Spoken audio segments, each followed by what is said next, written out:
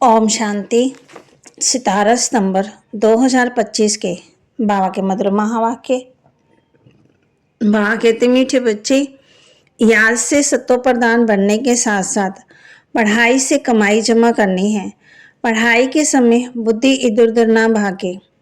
याद से सत्व प्रधान बनने के साथ साथ पढ़ाई से कमाई जमा करनी है। पढ़ाई के समय बुद्धि इधर उधर ना भागे। प्रश्न, तुम डबल अहिंसक अननोन वॉरियर्स की कौन सी विजय हुई ही पड़ी है? क्यों? विजय तो है ही। बाबा कहते, तुम डबल अहिंसक अननोन वॉरियर्स की कौन सी विजय हुई ही पड़ी है और क्यों? बाबा कहते, तुम बच्चे जो माया पर जीत पाने का पुरुषार्थ कर रहे हो, तुम्हारा लक्ष्य है कि हम रावण से अपना राज्य लेकर ही छोड़ेंगे। ये भी ड्रामा में युक्ति रची हुई है। तुम्हारी विजय पक्की है क्योंकि तुम्हारे साथ परमपिता परमात्मा है। तुम योग बल से विजय पाते हो। मन मना भव के महामंत्र से तुम्हें राजाई मिलती है। तुम आधा कल्प राज्य करेंगे। गीत मुखड़ा देख ले प्राणी मन दर्पण में। धारणा के लिए मुख्य सार, इस समय पूरा मर्जीवा बनना है। इस समय पूरा मर्जीवा बनना। पढ़ाई अच्छी तरह पढ़नी है। पढ़ाई अच्छी तरह पढ़नी। अपना चार्ट व रजिस्टर रखना है। अपना चार्ट व रजिस्टर रखना है। याद में रहकर अपनी कर्मातीत अवस्था बनानी है। याद में रहकर अपनी कर्मातीत अवस्था बनानी है। अंतिम विनाश की सीन देखने के लिए हिम्मतवान बनना है।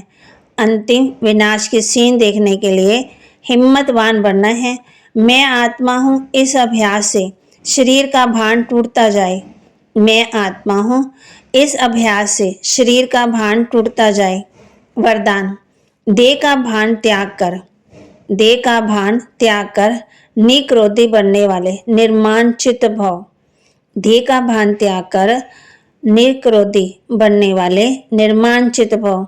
जो बच्चे देह का भान त्याग करते हैं उन्हें कभी भी क्रोध नहीं आ सकता, क्योंकि क्रोध आने के दो कारण होते हैं।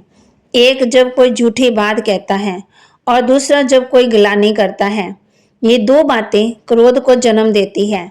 ऐसी परिस्थिति में निर्माणचित के वरदान द्वारा उपकारी पर भी उपकार करो। गाली देने वाले को गले लगाओ, निंदा करने वाले को सच्चा मित्र मानो, तब कहेंगे कमाल।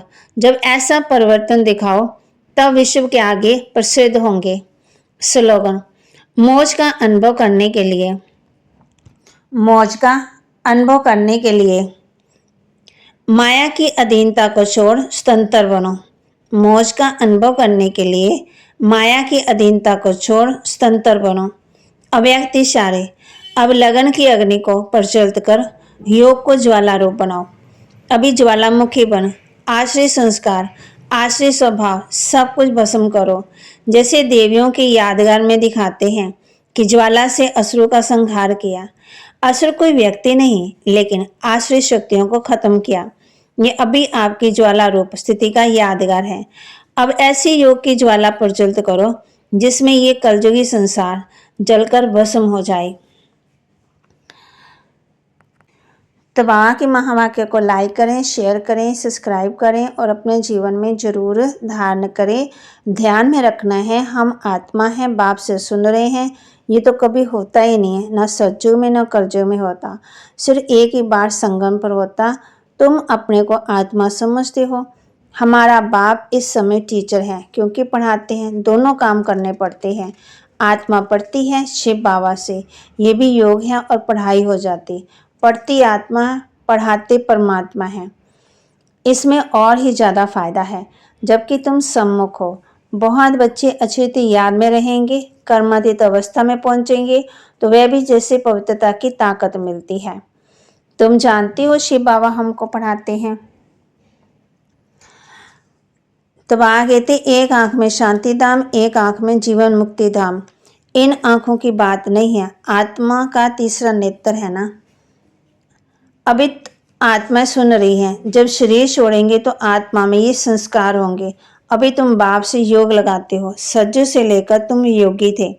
वियोगी थे, अर्थात बाप से योग नहीं था। तुम अभी योगेश्वर बच्चे हो ना, उनको योग लगाना नहीं है, वह तो योग सिखलाने वाला परम पिता परमात्मा है। ओम शांति।